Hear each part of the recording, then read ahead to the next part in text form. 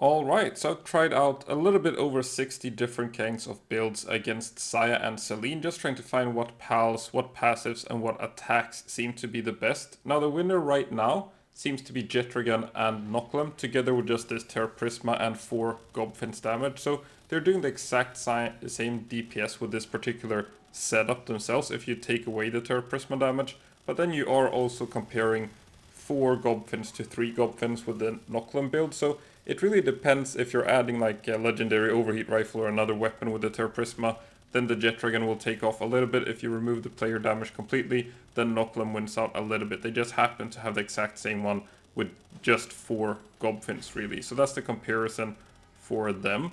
Then the second comparison that I did was just trying to find the best build. So we're going to scroll through this chart. We mark Jetragon as the best pal here.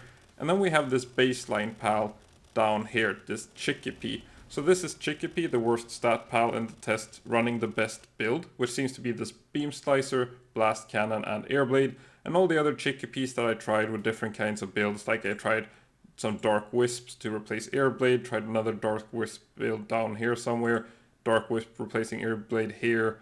So just a couple of different Chickpea builds, and the clear winner is this Beam Slicer, Blast Cannon, Airblade. So we're going to be using that as the sort of baseline build, and then comparing all the other builds, the exclusives, everything like that. The classic build as well with Serenity, Demon God, Legend, and Musclehead is if there's nothing mentioned in the build chart here. So yeah, the DPS difference for the Jetragon to the Chickpea was around 40%, the Chickpea dealing that around 58. Here you can see almost 58% DPS of that 100% Jetragon, which kind of makes sense. The stat difference now with Trust isn't huge. I think Chickpea has around 70% attack of Jetragon, and then Jetragon does get that 20% stab damage on that super effective Beam Slicer Blast Cannon. Chickpea gets it on Airblade, but it's probably not as important as these two skills. So that makes this 40% difference between them. And then everything that kind of falls in between is a mix of these exclusive skills. But really, just with Saya and Selyne's particular hitbox, you don't get this sort of effect from big AoE skills. So Divine Disaster is doing really good. Fire Fist Breedstorm also doing pretty good. But overall, with exclusive skills, most exclusive skills in the test actually did worse than Airblade. So scrolling down to this Chickpea again, we can see that a lot of the exclusive skills, like Splatterina, Omaskull, they have better stats than Chickpea. So if like Grudge Barrage and Soul Drain were better than Airblade, they would be up here somewhere. Like Orsurk, sure it's beating Chickpea with Polycure Uno, but then if I just tried Orsurk, I think it's somewhere up here even.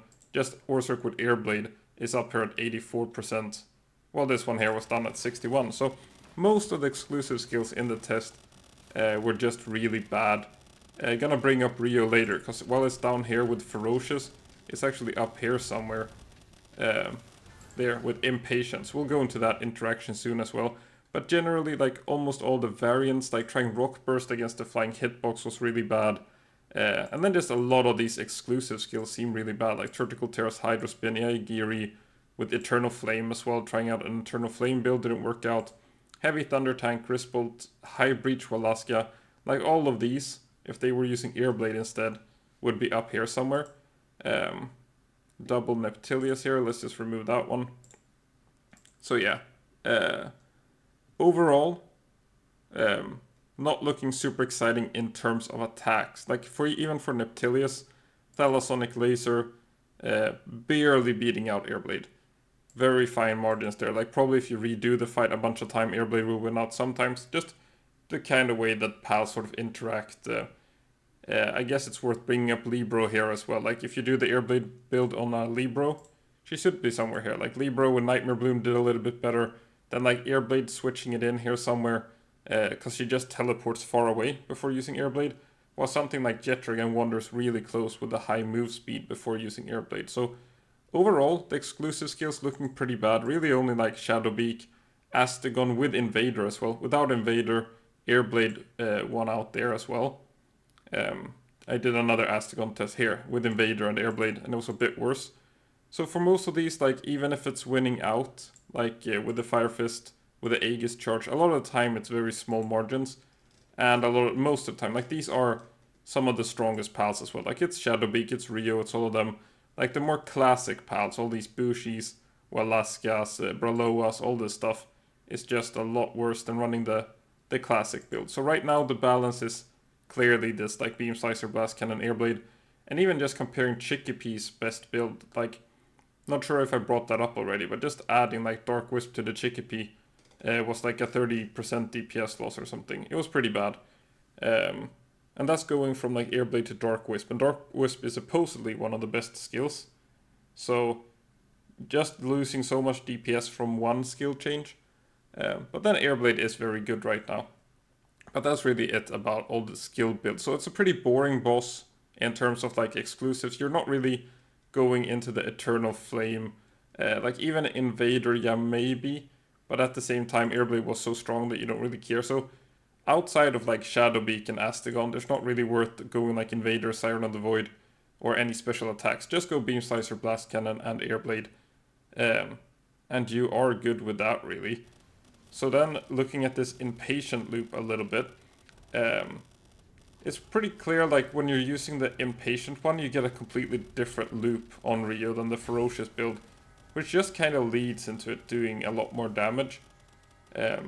So sometimes it could be worth testing, like, but it's mainly on these raid pals that don't get stuff like Legend. Like, you have to fit in something. It's either like Ferocious or Impatient.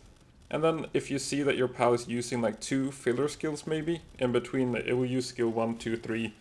And then if it's not going back to skill 1 immediately, you could try adding Impatient and seeing if it leads to a much better loop. Because sometimes it will, just depending on what your attacks you are using. So that's it really for comparing these different builds. A little bit disappointing, not like Björn, where a couple of skills were actually pretty good, mainly due to that like wind edge interaction with stuff like Flame Funnel, but there was some Eternal Flame interactions that were pretty fun. You could do some root aggregates and stuff like that, but for the most part here, it's looking pretty basic. So that's it for this video, thanks for watching.